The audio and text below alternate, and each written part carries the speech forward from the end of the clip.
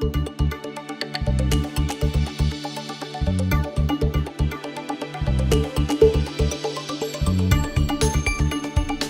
it's Mike here, live from PDAC 2014. I'm here with Mickey Fulp, the Mercenary Geologist. Thank you very much for having this interview, Mickey. Thanks a lot, Mike. So, jump right into it. Your presentation at PDAC ended with a different note than we're used to seeing at these conferences. You talked about geological catastrophes. Why the doomsday theme? I figured by the end of that day-long session, people were tired of hearing the same thing about fiat currencies and bear markets and inflation and deflation and what's gold going to do and stock picks. So I thought I'd shake it up a bit, and I did a piece on geological catastrophes that will happen all the way from 1 year out with the usual earthquakes to the end of the solar system when the sun cannibalizes the earth and becomes a white dwarf. But I ended on a positive note and said by that time we will have long left this planet for another blue-green planet, and we know about a bunch of those in our galaxy now. So I'm fully confident that we will make the technological advance to colonize another planet long before the Earth is gone.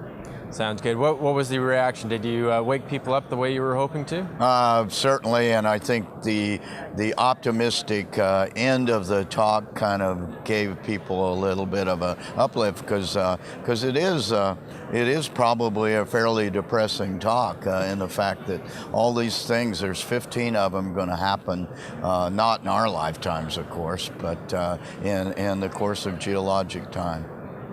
Sounds good. All right, so since the beginning of the year, the markets have been looking up. There seems to be a little bit of optimism here at PDAC. What's your take on the market situation? Do you feel that kind of optimism? Well, certainly. You know, we've been up. Last time we talked in Cambridge House in January, the market had been up for nearly a month. Now we're on a 2-month roll. We're up probably 15% from the low in mid-December, so that's encouraging. But this is not a broad-based rally. This is the good companies, the cream rising to the top. Most of these juniors are still in a world of hurt, and like I keep saying, I think a bunch of them need to go away.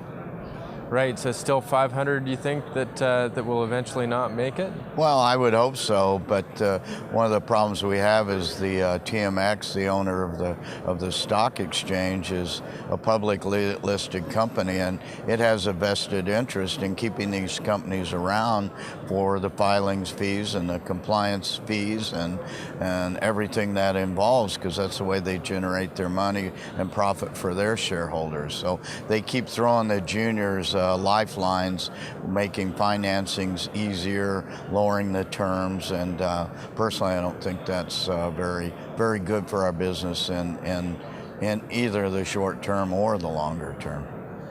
So what do you think about what Ned Goodman and the Canadian Securities Exchange are doing? Because they're all about lowering regulations, lowering fees, that kind of thing. Is that good or bad? Oh, I think that's good. I'm a free market libertarian, so I always think competition is good in a capitalistic society. I would hope that will succeed.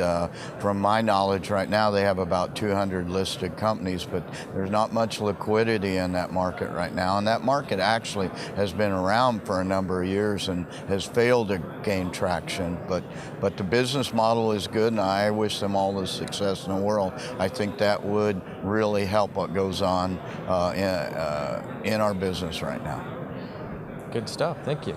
So, of the companies that are left, if 500 are going to go away, what types of companies should people be looking at of the ones that are going to make it? Well, you need a good share structure. Most of these companies have blown out their share structures. You need tight share structure. You need management that has experience in this business and has been successful before in this business, not a string of failures. Most importantly, you need a good project, and that's part of the problem. There's a dearth of good projects in the world compared to 1,600 or more companies. We don't have that many good projects. And finally, they need to have some cash in the bank or the ability to raise money without severe dilution. Right. Okay, great. So in last January, you were bullish on uranium. And while some of the uranium companies have started to come up a bit, we haven't really seen the move in the spot price. Do you think there will be a catalyst, or any catalyst you think that'll happen that'll get that to the spot price to move? Yeah, the catalyst is going to be the restart of some Japanese reactors, and the market is waiting for that. The psychology of the market is very much primed for that. So yeah, I went bullish on uranium a year ago. And I accumulated some uranium stocks, and we've done quite well with those stocks. And so when the spot price starts to move, I think you will see the stocks react even more. But they've kind of front run the anticipation of a higher spot price for uranium. You know, people can't make money at $35 uranium. Even the cheap ISR. Our producers in the United States are best break even at $35 uranium. Right. So we've heard out of Japan that some of the reactors are working their way through the process to get back online. Any thoughts on when they'll actually turn the switches on? Well, I think there'll be some turned on this year. I'm hopefully optimistic about that. I think that the consensus amongst uranium analyst of 6 or 8, I think that's very high. I'd just be happy with, by the end of the year, if we have a $40 spot price and a couple of Japanese reactors making electricity, I think that would be fine for the market. Excellent, great. So another company that you've talked about recently is Avrupa Minerals. Yes. They're a prospect generator, I guess focused on Europe. Can you tell our audience what your thoughts are on the prospect generator model in general? Sure. A prospect generator is a company that has an expertise, a geological expertise in a particular part of the world or a particular deposit type, and their modus operandi is to do greenfields, grassroots, reconnaissance style exploration, find good prospects, take them to a certain point, basically to a drill where they're ready for a drill phase, then joint venture that to another company. So you're essentially spreading the risk around with a bunch of projects and using somebody else's money to drill them. And in Avrupa's case, they are the operators, so they're using their geologists, getting a management fee. So it's a way to get a broad, a very widespread bang for your buck, if you will, and not have to do repeated equity financings and dilution. It's worked very well for Avrupa. That's great. And at the end of February, they announced they discovered a massive sulfide discovery in the Pyrite Belt, and that's in Portugal, isn't it? Yes, it is. What's the significance of that? The Pyrite Belt of Spain and Portugal has some of the highest grade and largest polymetallic, but really dominated by copper and zinc deposits in the world. So we have companies like Rio Tinto involved in Lundin Mining in Portugal, Rio Tinto in Spain.